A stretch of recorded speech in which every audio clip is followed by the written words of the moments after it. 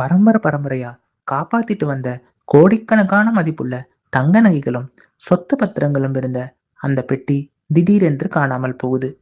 வீட்ல இருக்கிற அத்தனை பேரும் தேடி பார்க்கறாங்க.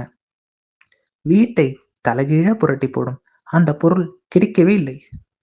காவல் நிலையம், ஜோசியம்னு பார்க்காத வழியே இல்லை.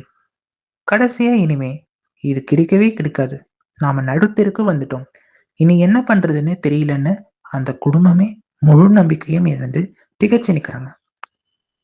ஆனா அந்த சமயத்துல அவங்க காஞ்சி மடத்தின் வாசற்படியே மிதிக்கிறாங்க. பெரியவா அவர்களை பார்த்து சிரிச்சுக்கிட்டே சொன்ன ஒரே ஒரு விஷயம், அடுத்த சில மணி நேரத்துல காணாமல் போன அந்த பொருள் அவங்க கைக்கே வந்து சேருது. அதுவும் யாருமே எதிர்பார்க்காத ஒரு இடத்துல இருந்து. காணாமல் போன பொருள் எப்படி திரும்ப கிடைச்சது? மகா பிரிவா அங்க நிகழ்த்திய அதிசயம் என்ன? இன்னைக்கு நாம பார்க்க போறது வெறும் கதை இல்ல, காஞ்சி மகா பிரிவாளின் திருவடிகளில் சரணடைந்த பக்தர்களுக்கு நடந்த மெய்சிலிர்க்க வைக்கும் உண்மை சம்பவம் தொகுப்பு. இந்த வீடியோவை கடைசி வரையும் பாருங்க, யாரும் ஸ்கிப் பண்ணிட்டு போயிடாதீங்க. இப்போ வாங்க வீடியோக்குள்ள போலாம்.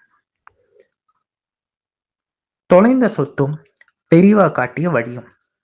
அது 1980களின் தொடக்கம். கும்பகோணத்து அருகில் உள்ள ஒரு கிராமத்தில் சுந்தரம் என்றொரு தீவிர பெரியவா பக்தர் வாழ்ந்து வந்தார். அவருக்கு 3 மகள்கள். மூத்த மகளுக்கு திருமணம் முடிந்துவிட்டது. மற்ற 2 மகள்களுக்கும் திருமணம் செய்ய வேண்டிய சூழல்.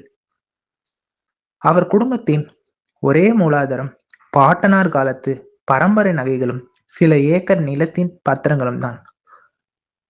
ஒரு மரப்பெட்டியில் வைத்து அதை தன் வீட்டு பூஜை அறையில் நிலவரையில் பூட்டி வைத்திருந்தார். ஒரு நாள் காலை 2வது மகளுக்கு வரன் பார்க்க உறவினர்கள் வரவிருந்தனர். நகையை எடுத்து பார்க்கலாம் என்று நிலவரையை திறந்த சுந்தரத்துக்கு பேரிடி. அங்கே அந்த மரப்பெட்டி இல்லை. வீடே அலறியது. சுந்தரத்தின் மனைவி மயங்கி விழுந்தார். பூட்டு உடைக்கப்படவில்லை, எந்த கதவும் திறக்கப்படவில்லை. ஆனால் பெட்டி மட்டும் காணவில்லை. உள்ளேயே இருந்து யாரோ திருடி இருக்கார்கள் என்று சொந்தக்காரர்கள் சந்தேகப்பட ஆரம்பித்தார். குடும்பத்திற்குள் சண்டை, சந்தேகம், கண்ணீர். காவல் நிலையத்திற்கு சென்று எந்த பயனும் இல்லை. நாட்கள், வாரங்கள் ஆயின. என்ன செய்வதென்று தெரியாமல் கவலையின் உச்சத்திற்கு சென்ற சுந்தரம் தன் மனைவியோடு காஞ்சிபுரத்துக்கு ஓடி வந்தார். மடத்து மேடையில் மகா பெரிவா அமர்ந்திருக்கிறார். சுந்தரம் கதறி அழுதபடி, பெரிவா, என் பரம்பரை சொத்து தொலைஞ்சு போச்சு. என் மகள்களுக்கு கல்யாணம் பண்ண முடியாது. நாங்க அத்தனை பேரும் நடுத்தரில் நிக்கிறோம்.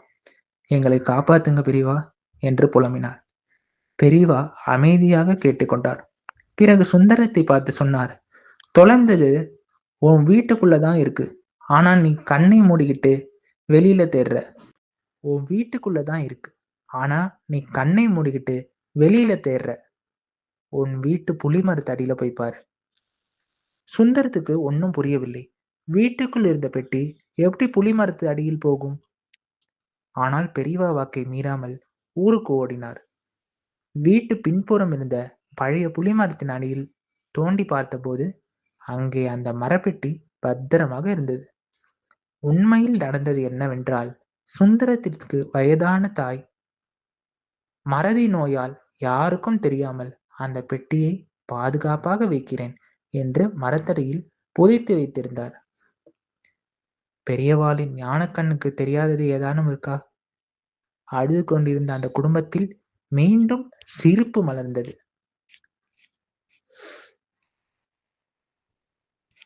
ஆன்மீக தெளிவு.